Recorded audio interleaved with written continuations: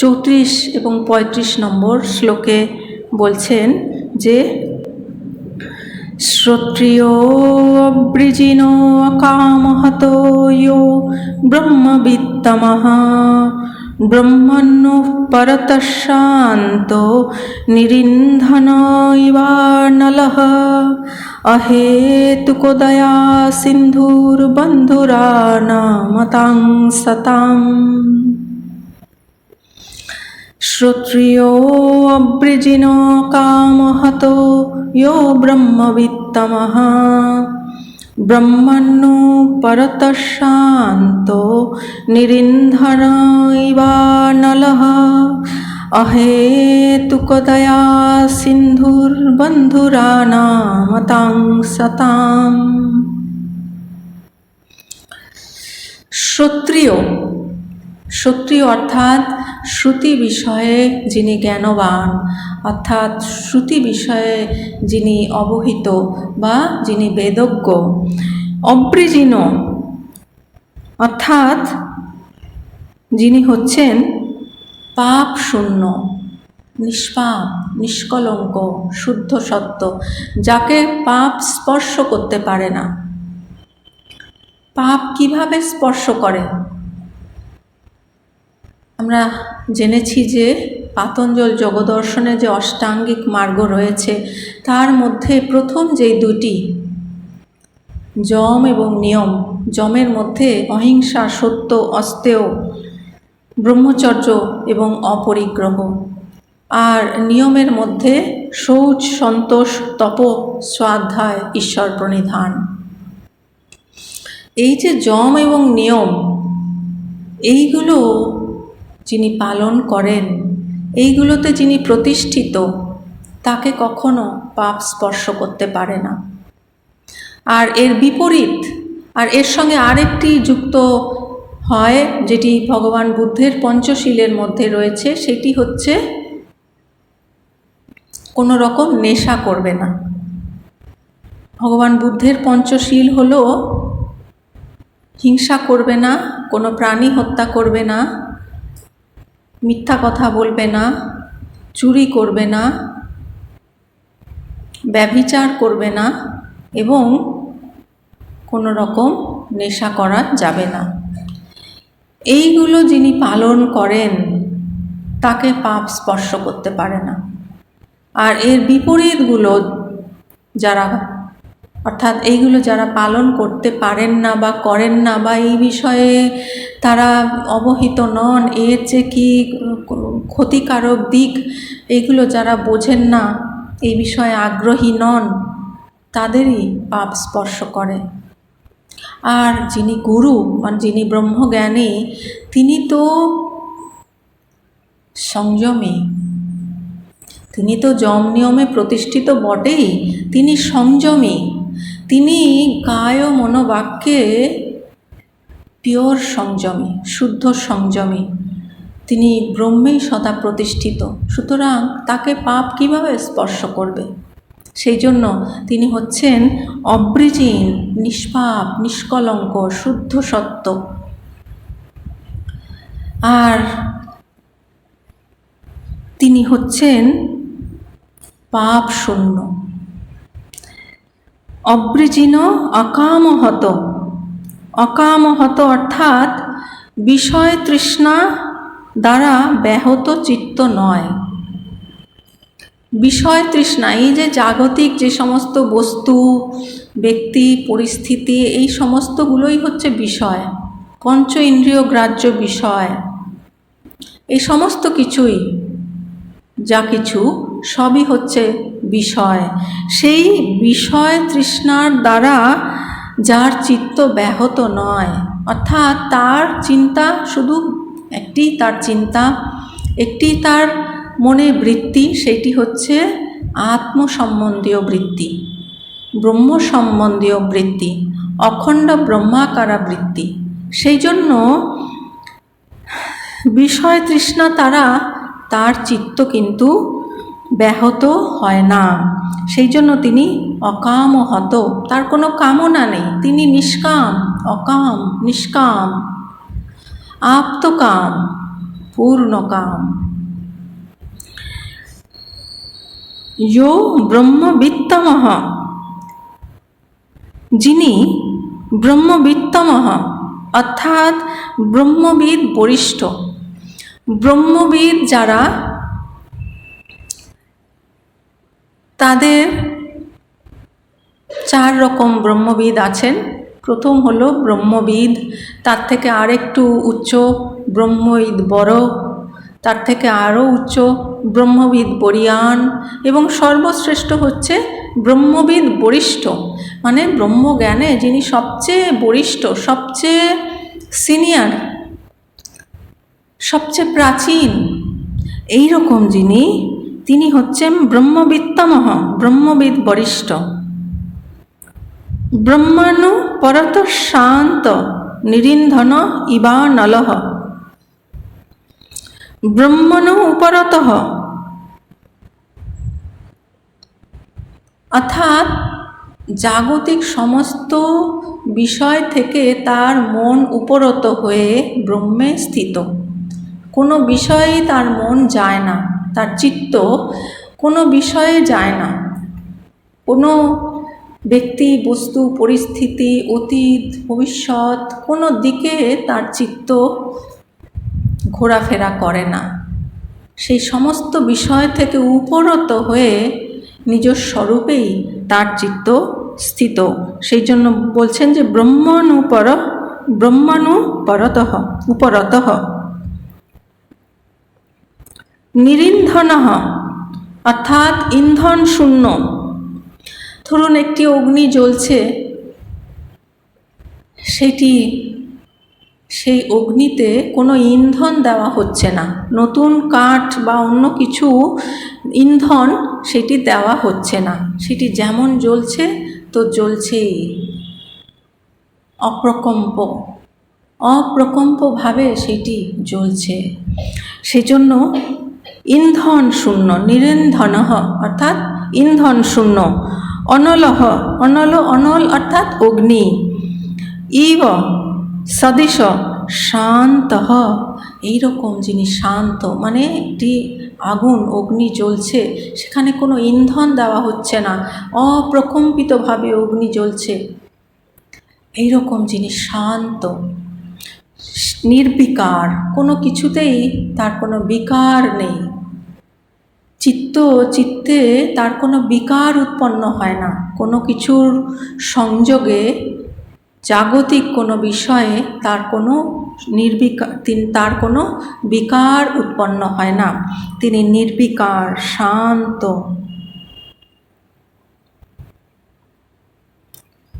আনমতাং, আচ্ছা এইটি 34 নম্বর শ্লোকে এইটি বলা হলো।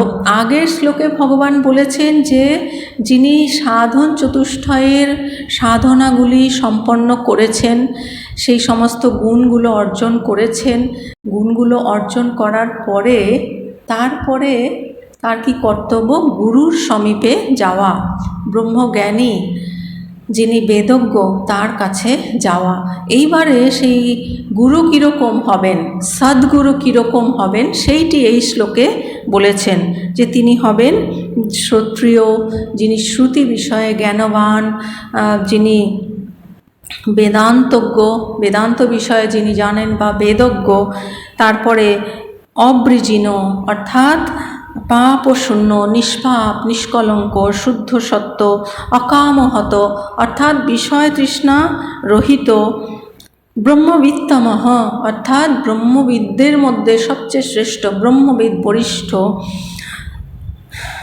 ব্রহ্মে সমাহিত চিত্ত, ব্রহ্মণ উপরতঃ, ব্রহ্মে সমাহিত চিত্ত, শান্ত অর্থাৎ ইন্ধনের অভাবে অগ্নি যেমন শান্ত হয়, সেই রকম বিষয় চিন্তার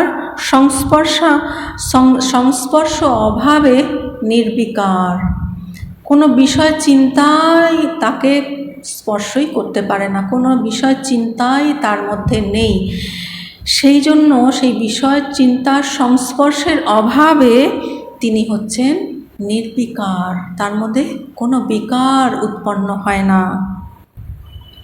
এই রকম হচ্ছেন যিনি ব্রহ্মজ্ঞ গুরু, সদ্গুরু, জ্ঞানী। তার গুণগুলোর কথা বললেন যে যিনি সদ্গুরু তিনি কীরকম হবেন। এখন এই রকম গুরু তিনি, তার আরও গুণ কি, সেটি হচ্ছে অহেতুক দয়া সিন্ধুর বন্ধুরাত্মনম আতাম সতাম।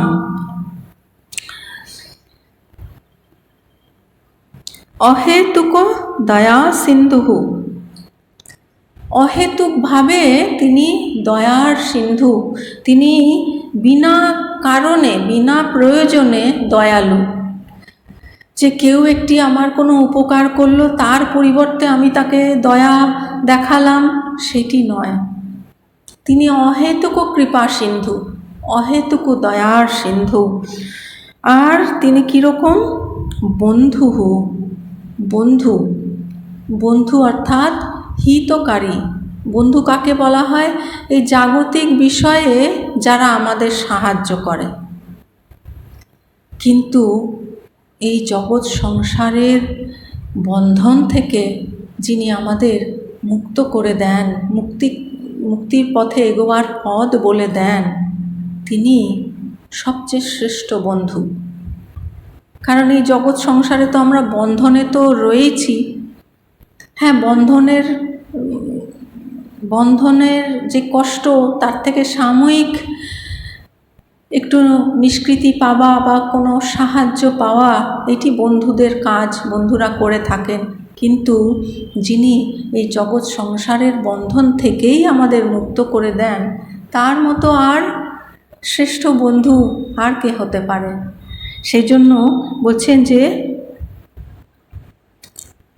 যাহারা তাহাকে যথার্থ শ্রদ্ধাবশত প্রণাম করেন, এইরূপ সৎ ব্যক্তিগণের প্রতি তিনি অহেতুক কৃপা সিন্ধু ও যথার্থ হিতকারী।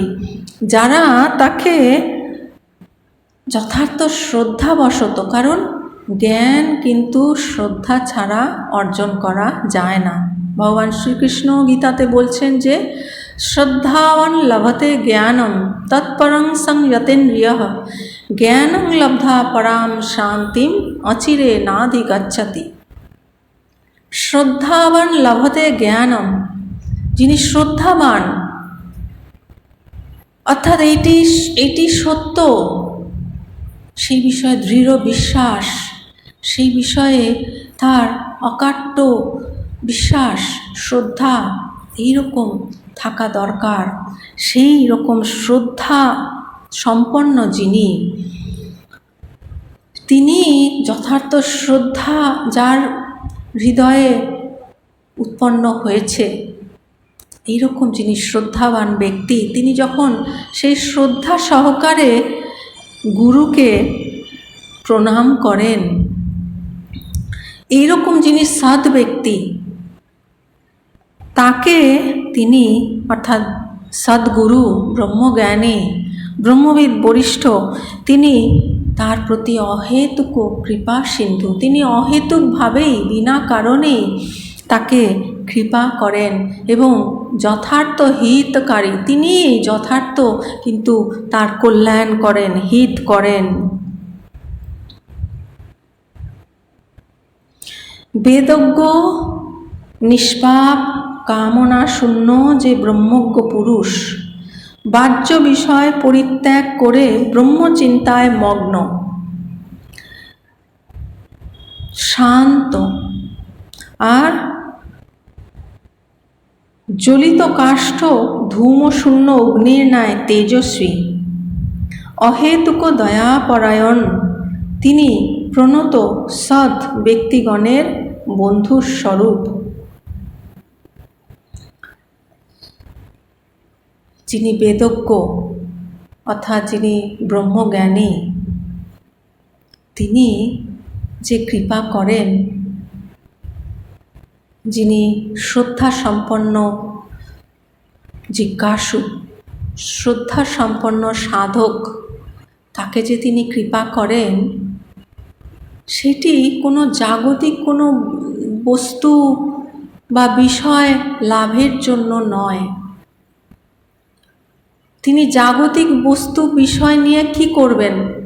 কারণ সেই বিষয়ে তো তিনি সম্পূর্ণ বৈরাগ্যবান, তিনি তো সম্পূর্ণ সংযমী, কায় মনোবাক্যে তিনি সম্পূর্ণ সংযমী।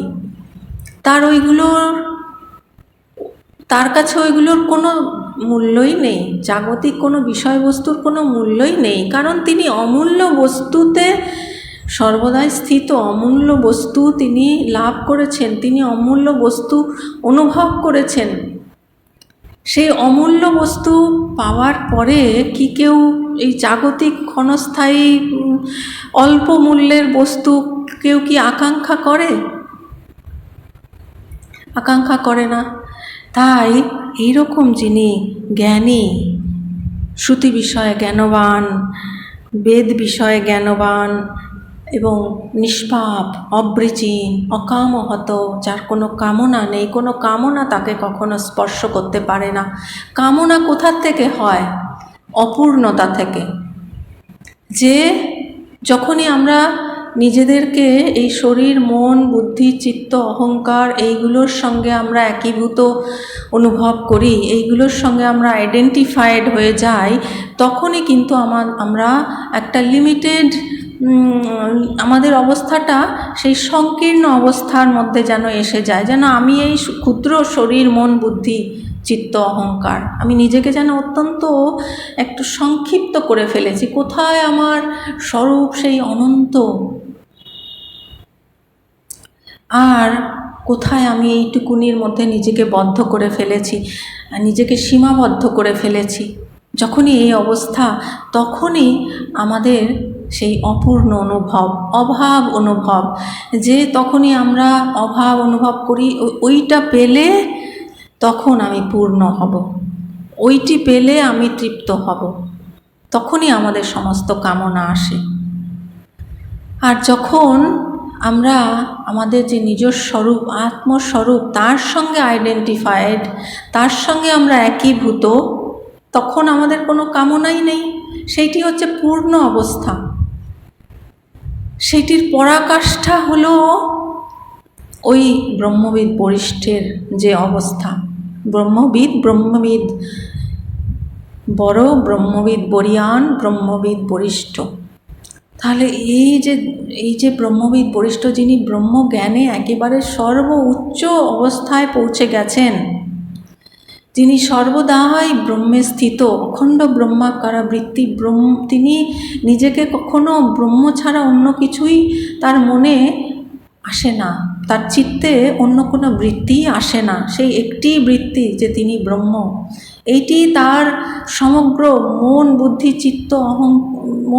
চিত্ত, তার সমস্ত সংস্কারে এটি একেবারে গেঁথে গেছে। হ্যাঁ, সেই রকম যিনি জ্ঞানী, তিনি কিন্তু সর্বজ্ঞ, আর তার অনেক অসীম ক্ষমতা। তিনি ইচ্ছা মাত্র সব কিছু করে দিতে পারেন। যেমন আমরা উদাহরণ পাই ভগবান শঙ্করাচার্যের জীবনে। ভগবান শঙ্করাচার্যের 4 জন যে প্রধান শিষ্য ছিলেন আমরা জানি। তার মধ্যে একজন, সে অন্যান্যদের মতো অত বেশি জ্ঞানী তিনি ছিলেন না, কিন্তু তিনি অত্যন্ত সেবাপরায়ণ ছিলেন। তিনি ভগবান শঙ্করাচার্যের এত সেবা করতেন, তো নিরন্তর সেবা করতেন, এত নিষ্ঠা সহকারে সেবা করতেন, সেটি বলবার নয়। তো একবার এরকম হয়েছে, ভগবান শঙ্করাচার্য জ্ঞান প্রদান করবেন, জ্ঞান বিষয়ে আলোচনা করবেন, সেখানে সমস্ত শিষ্যরা উপস্থিত, কিন্তু যিনি তার ওই রকম সেবক, তিনি ভগবান শঙ্করাচার্যের কাপড় সেটি ধুয়ে সেটি শুকোতে দিয়ে আসবেন, সেই জন্য তার আসার জন্য ভগবান অপেক্ষা করছেন।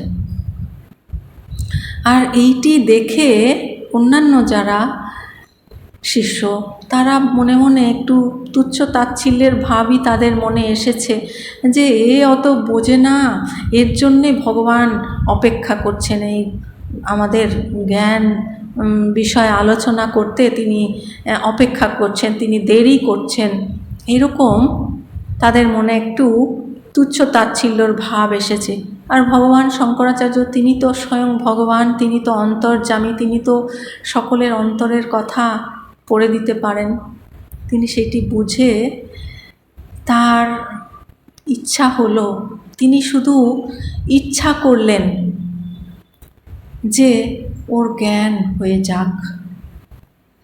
এই ইচ্ছা হওয়া মাত্রই সেই শিষ্যের জ্ঞান প্রকটিত হয়ে গেল, আর তিনি সেই জ্ঞানটি ত্রুটক ছন্দে আবৃত্তি করতে করতে ভগবানের সমীপে উপস্থিত হলেন। তিনি পরবর্তীকালে হলেন ত্রটকাচার্য। ভগবান শঙ্করাচার্য তার নাম দিলেন ত্রটকাচার্য। তাই এইরকম যিনি জ্ঞানী, তাদের কিন্তু অসীম শক্তি, তাদের ইচ্ছা মাত্রই সমস্ত কিছু হয়ে যেতে পারে, ইচ্ছা মাত্রই তারা সমস্ত কিছু দিতে পারেন, বরদান দিতে পারেন। তাই আমাদের কি প্রয়োজন? আমাদের প্রয়োজন উপযুক্ততা। নিজেরা যদি আমরা উপযুক্ত হই, তাহলে অবশ্যই আমরা জ্ঞানীর কৃপা থেকে বঞ্চিত হব না। আমাদের কীরকম হতে হবে? আমাদের হতে হবে বিনয় সম্পন্ন, শ্রদ্ধা সম্পন্ন, আর অহংকার শূন্য। শ্রদ্ধা, গুরুবাক্যে, শাস্ত্রবাক্যে শ্রদ্ধা, আর বিনয়, পরম বিনয়, এইগুলো কিন্তু অত্যন্ত গুণ, অত্যন্ত উৎকৃষ্ট গুণ, যেগুলো অবশ্যই শিষ্যের থাকা প্রয়োজন।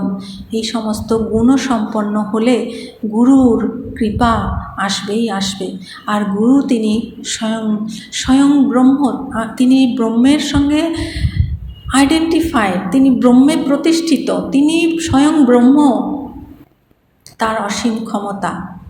সুতরাং তিনি সব দিতে পারেন, তার কৃপায় অসাধ্য কিছু নেই। আমরা ভগবান শ্রী রামকৃষ্ণ দেবের জীবনেও দেখতে পাই যে স্বামী বিবেকানন্দ, তিনি সেই সময় তার নাম নরেন্দ্রনাথ, তার বাড়িতে খুব অর্থ সংকট দেখা দিয়েছে, তার পিতৃবিয়োগ হয়েছে, মা ভাইদের খাওয়া পড়ার সংকট দেখা দিয়েছে। তখন তিনি ঠাকুরের কাছে এলেন, এসে বললেন যে আপনি বলুন মাকে যে একটা ব্যবস্থা করতে। তখন ঠাকুর বললেন যে তুই যা না মায়ের কাছে। এবার স্বামীজি তো আমরা সকলেই জানি, তিনি জ্ঞান, বিবেক, বৈরাগ্য, ভক্তি এইগুলো চাইলেন। তিনি কিন্তু অন্য কোনো জাগতিক বস্তু চাইতে পারলেন না। আর তিনি কি বললেন যে আরে রাজেশ্বরী, তার কাছে কি লাউ কুমড়ো চাওয়া যায়? তিনি 3 বার ফিরে এলেন। তিনি মায়ের সম্মুখে গিয়ে ভুলেই গেলেন ওই সমস্ত কথা, তার সংসারের অনটনের কথা তিনি সব ভুলেই গেলেন। তিনি জ্ঞান, বিবেক, বৈরাগ্য ছাড়া আর কিছুই চাইতে পারলেন না। এবার 3 বার যখন ফিরে এলেন, তখন ঠাকুর তাকে কি বললেন যে যা, মোটা ভাত কাপড়ের অভাব হবে না। তো সেই রকম যারা জ্ঞানী, তারা সব দিতে পারেন। তাদের তারা হচ্ছেন omniscient, omnipresent, তাদের সমস্ত ক্ষমতা রয়েছে। এইরকম যিনি ব্রহ্মজ্ঞানী, তাদের কৃপার যেন আমরা উপযুক্ত পাত্র হতে পারি। ওম পূর্ণমদঃ পূর্ণমিদং পূর্ণাৎ পূর্ণমুদচ্যতে পূর্ণস্য পূর্ণমাদায় পূর্ণমেবাবশিষ্যতে। ওম শান্তি শান্তি শান্তি। হরি ওম তৎসৎ। শ্রীরামকৃষ্ণার্পণমস্তু।